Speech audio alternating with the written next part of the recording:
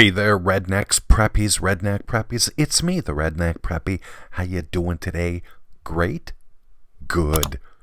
Hey, it's an early Christmas present for you. Yes, another episode of me raging at the atrocities committed against firearms, which did nothing wrong to anyone. Buckle up, my friends, because we have some doozies for this one. Up first, what would an episode be without Britain's greatest gift to the world? Well, outside of Elizabeth Hurley anyway, being molested by some idiot.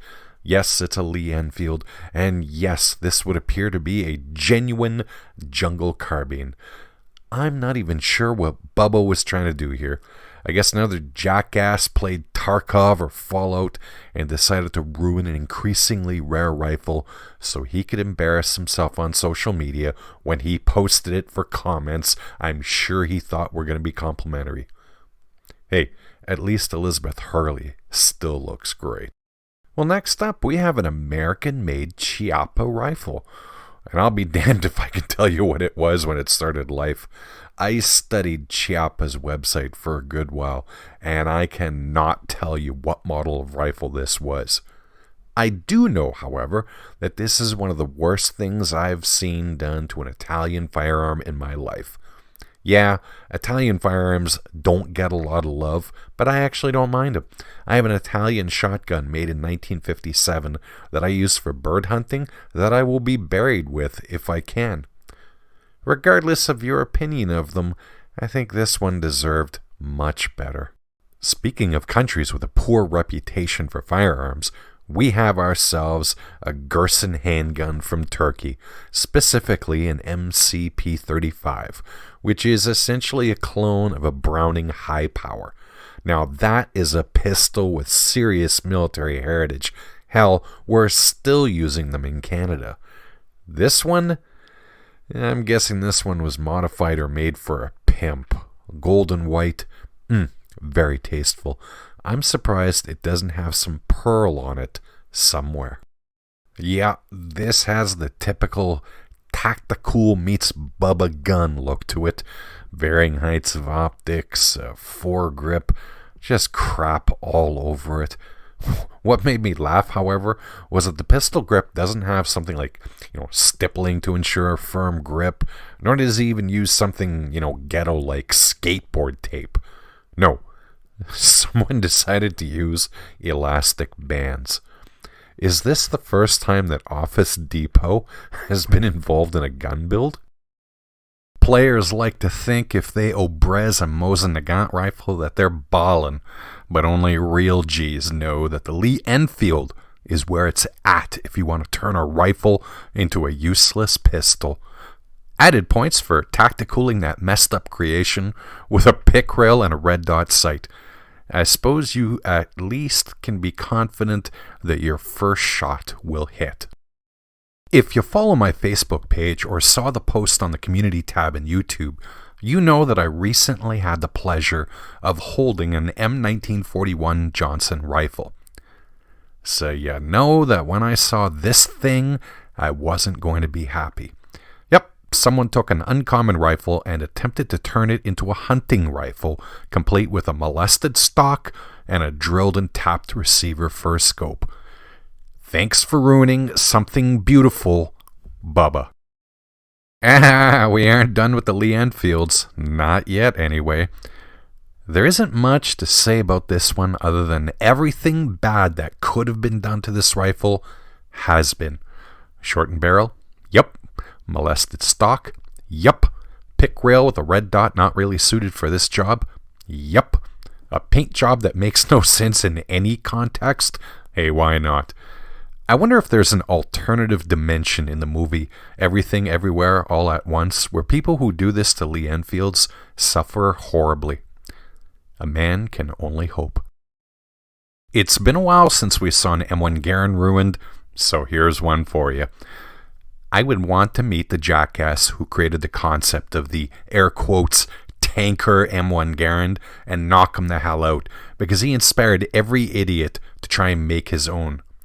Yes, I know that technically there was a shortened M1 Garand, I think it was called the T26, but that just looks like a Garand with a shorter barrel. This is just an atrocity visited upon a rifle that served its country honorably and deserves so much better. I hope this explodes on its owner. I'm told that this is actually a Ruger PC carbine, and judging by the receiver, I'd say that was correct. I hate it, but I have to admit, for a Bubba attempt to ape a Comblock submachine gun, it's not entirely horrible. And it's not like a stock Ruger PC carbine is going to win any beauty awards either. I guess if I can live with a Bubba job, it actually could be this one. Oh my. No lie, I almost had a heart attack when I saw this one. I had to wait for years before I could get my Martini Henry, and I treat that thing like it was my firstborn. Whoever owned this one at some point thought that cutting down the barrel and somehow attaching the scope that far ahead, not that there was really much choice in placement, I suppose, was a wonderful way to pay respect to a rifle that helped build the British Empire. Hey man, I actually had to watch Zulu and take a shower after just to get over this one. No, Bubba, don't do it. Please don't. 1, I have no idea what this was. And 2, yes, your eyes aren't deceiving you. It is both a belt-fed something and it's a toggle lock something. Now, while I would personally clear the area if someone ever attempted to fire this in my presence, I have to admit that the industry of combining those two things into one nightmare package is almost breathtaking in its stupidity. I have no idea if this thing actually works, and I know that I'd never pull the trigger myself to find out. Yeah, this far into the episode, you were probably thinking, man, we're actually going to go without seeing a Mosin Nagant. Man, you have the wrong channel. I included the full ad for this thing because I wanted you to see what someone thought that $1,400 was worth. And I don't care what currency that's in. That's a hell of a lot of money for a Mosin Nagant. That standard magazine that you see on all the bubba'd Mosins, yeah, it's there. Molested wood, a pick rail, some crap tier scope. The standout decision, though, was to put a bipod on it as well. You know, I'm sure that when Ivan was using this very rifle to defend Stalingrad, or maybe desperately fight off some Finnish slaughter assault, he couldn't have imagined that his lovely Krasivaya Devushka would one day be, well, transitioned to this thing. What do you do if you have what is recognized by many as the worst firearm ever introduced in modern times? Well, bubba it up to make it even worse. Now, I'm not going to sit here and say that a USFA Zip 22 deserves better. A semi-automatic firearm that can't even reliably let off 2 rounds in a row deserves nothing but cement shoes. That said, if you're going to waste your time to cosmetically modify this turd, don't smear other turds on it and pretend that you've done good work. I'm going to admit that Volquartsen handguns are an acquired taste when it comes to their cosmetics. I hear they're fine pistols, but they aren't traditionally attractive. They're kind of like Tilda Swinton. No one will ever call her a great beauty, but some guys have a thing for her. Someone decided to take this pistol and made it with a paint job that I don't even have words for. It's not attractive in any way, shape, or form. Okay, let's end this on a really low note. If you thought that the Obrezd Lee Enfield earlier was criminal, how about a Schmidt-Rubin K31? I get that these rifles don't have a glorious military provenance and all, but all Swiss rifles are fantastic firearms, generally well maintained and pretty damn accurate. True gifts from the milsurp gods. And yet, that did not stop some chucklehead from looking at his K31 and wondering to himself, how can I screw this up in a way that will make everyone angry? The answer was apparently to create a straight pull handgun. The slight modifying of that bolt handle in that way almost seems designed to provoke an extra bit of outrage.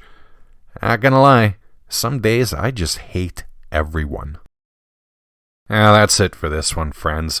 Look, I'd keep going, but honestly, I don't have the strength to continue. Besides, I don't think the dosage on my blood pressure medication can go any higher without my teetering on the edge of life and death. So let's just end this right here.